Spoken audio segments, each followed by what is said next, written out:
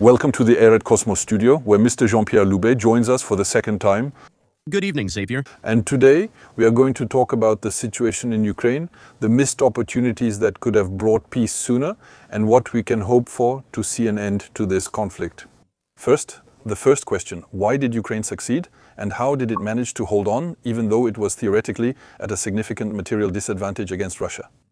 There are already political and cultural factors. In fact, we can see that Ukrainian society, even though it was divided at times before the war, we remember in the 1990s and 2000s the elections where there was the Party of Regions, which was the pro-Russian party. Objectively, in the end, Ukrainians, this pro-Russian division disappeared. They were united in resisting. We ended up with a Ukrainian president, against all odds, who was excellent and who managed to unite all the resistance. And so that's above all what matters.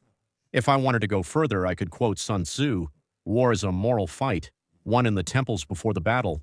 So morally, on the Ukrainian side, indeed, there is a very clear will to fight and to resist. Then there was also the repurposing of civilian and military equipment, which helped improve the artillery and everything else. There is improvisation and incremental improvement. To use the trendy term, continuous improvement on existing equipment, which is remarkable. Indeed, I don't know if there are many peoples who would have been able to do as well as the Ukrainians, by the way, because they have a knack for tinkering, which you know more about than I do.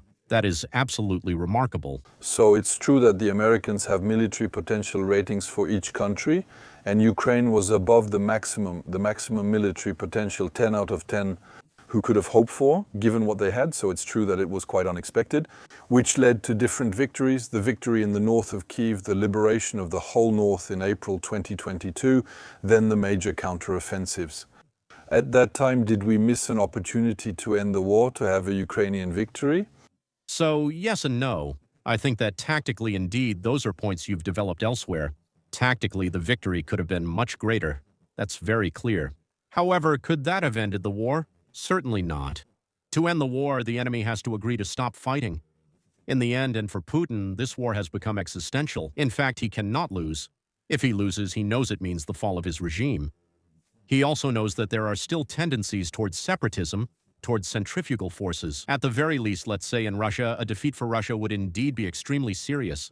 So even if he had retreated 3 times as far, he would inevitably have come back with an even more vengeful speech. Because politically, just as the Ukrainians are determined, politically for his part, Putin cannot afford to lose or accept such an easy defeat. And are we going back again to the year 2022? Were there any political decisions, any support for Ukraine in 2022, which would have allowed it to build enough mass to maneuver and go much further? Certainly the problem, once again, is a question of political will. The Europeans and the Westerners, actually the Americans more than the Europeans, did not want to win. In fact, that's it. If I wanted to ask you what makes you say that, it's actually that victory was frightening.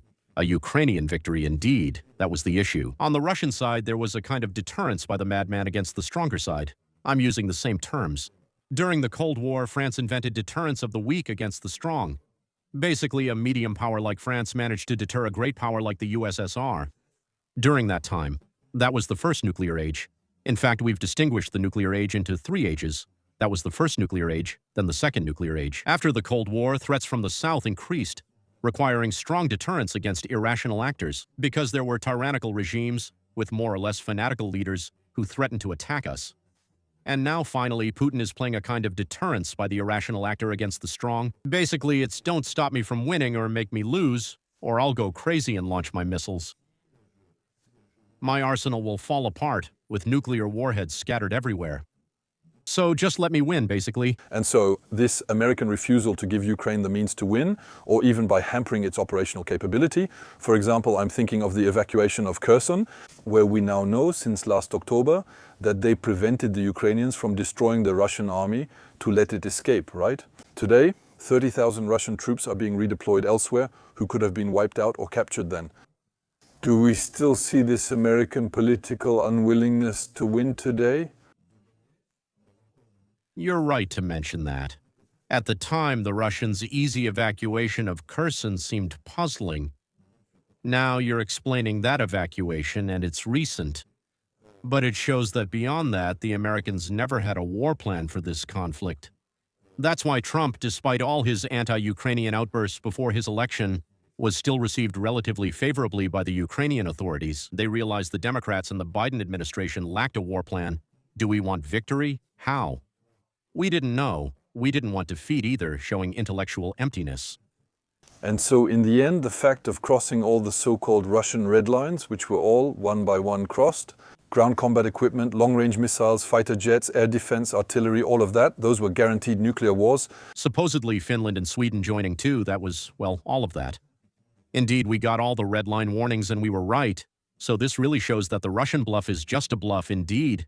And we have every reason to go much further. Unless, in fact, we too, all of us in the West, don't actually want a Ukrainian victory. If we don't want a Ukrainian victory, the Russians could eventually advance to the Dniepr or further. We must be logical. Suppose the Americans were with us tomorrow. In Europe, we lack the resources to give Ukrainians what they need to win. If the Americans tomorrow draw from their stockpiles, they have 3,000 tanks in reserve, they have 1,000, they have hundreds of fighter jets available, they have thousands of cruise missiles. If they provided that to Ukraine, would it still be enough to liberate part of their territory? So there are two things to consider. There is indeed the technical side. Would it actually be decisive enough on the battlefield to really lead to major tactical successes and a significant liberation of territory? And then after that, there's always the same thing. The adversary has to accept their defeat, so the adversary has to accept their defeat. And what's terrible with the Russians is that there can't be a political solution to the conflict. The Russians we know. Unfortunately, as has been the case for several decades, they haven't respected any of the treaties they've signed. Practically since the end of the Cold War, the Budapest Memorandum, the New START Treaty, and so on. We won't list them all. But so, in fact, the only thing we can do is impose a balance of power on them that makes it in their interest to stop the hostilities. In their interest to stop the hostilities, under threat of a worsening situation, under threat of internal unrest, possibly under threat of economic exhaustion. That's the only thing that can make them give in. However, reaching that point would require battlefield violence we want to avoid. So we're in a complete contradiction for now. So no Ukrainian military victory, so no Russian military defeat. What can we hope for at that point to force Russia to stop its offensives and to freeze the front line? The only hope for me is economic. That would be the exhaustion of Russia. At first, people made fun of the economic sanctions, which were not all well targeted. Indeed, we agree, we did a bit of patchwork and we couldn't do otherwise because it was new. But in the long term, I think that could be the only hope. Yes, exactly. Plus a possible weakening of the Russian population's will to fight, or at least Russian resignation to accept the war. Maybe that's how we should put it. I believe those are the only two ways to achieve even a relative or total Ukrainian victory. That's debatable, but at the very least, even a halt or partial Russian retreat is important. We still struggle to define it, as shown by our failure to set war objectives in this conflict. Even today, on the European or Ukrainian side, for example, can we define what a partial victory would look like on the ground, like recapturing part of the so-called 4 oblasts or something else? We've never discussed it. By the way, in the past, what was it in cases like Chechnya, Afghanistan, or even the end of the USSR that led to Russia or the Soviet Union being defeated? If you want to defeat Russia, there are always two things to aim for. First, you have to fight on the periphery of the empire. If you try to advance into the heart of the empire, you get defeated. Napoleon said this country is invincible and he knew what he was talking about. It's backed up against the pole. You can't outflank it. There's really no way to attack from behind unless you ally with China or something similar. At that time, no alliance existed to attack from behind. The resources that could be mobilized were significant. So the only ways to do this are exploiting internal divisions or Russian society's weakness. This has happened several times when we defeated Russia. It happened in 1856 during the Crimean War. In the end, we exploited the weakness of Russian society, where serfdom was still practiced.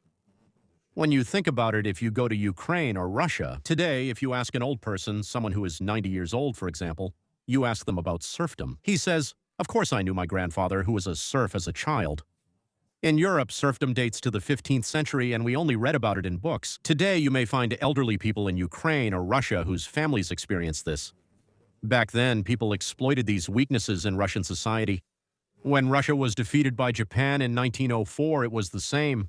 Russian society was in a pre-revolutionary state. That's what also led to Russia's defeat in 1917 because the revolution broke out. So, either you have to exploit the weaknesses of Russian society, dissent and ethnic minorities, or its economic weakness. But an invasion of the territory, especially now with nuclear weapons, is totally impossible. And then, Nobody wants that. Anyway, absolutely. we completely agree on that, so those are the only two things we can play with.